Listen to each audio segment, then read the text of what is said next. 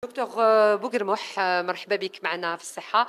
Je vais vous laisser vous présenter à toutes les personnes qui nous suivent et évidemment vous laisser nous parler de votre intervention d'aujourd'hui et qui concerne l'intelligence artificielle et la chirurgie. تفضل.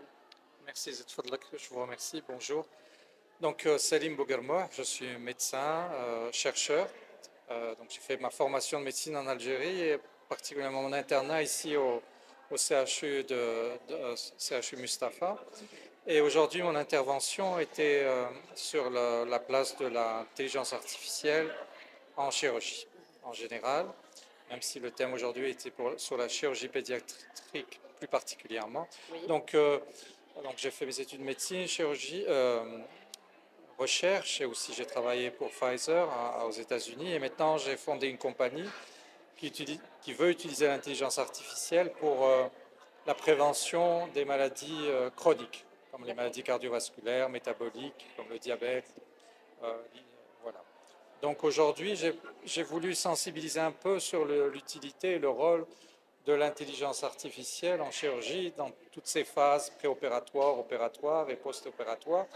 Et donc c'est véritablement un outil qui est basé sur les statistiques, sur les mathématiques, sur les datas. Donc on peut utiliser ces outils en préopératoire pour le diagnostic, pour le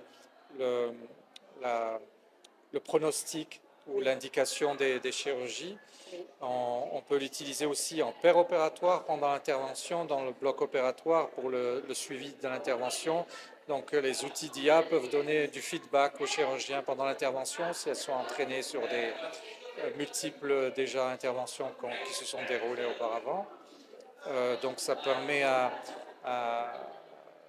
et ça permet aussi l'éducation et la formation des jeunes chirurgiens, ou même des chirurgiens plus expérimentés qui, par exemple, ne maîtrisent pas certaines surspécialités ou certaines techniques chirurgicales parce qu'elles sont rares, donc ils n'en ont pas vu beaucoup. Donc on peut utiliser aujourd'hui des enregistrements, des vidéos de ces interventions chirurgicales, et une IA peut les interpréter en temps réel pendant que le chirurgien opère. Ça peut donner du feedback sur est-ce qu'il faut inciser ici, prélever là, comment suturer là. Donc ça peut être utile. Et en post-opératoire, ça peut aussi indiquer le pronostic de ces interventions. S'il y a des morbidités ou de mortalité, ça peut aider le chirurgien à se préparer à d'éventuelles complications.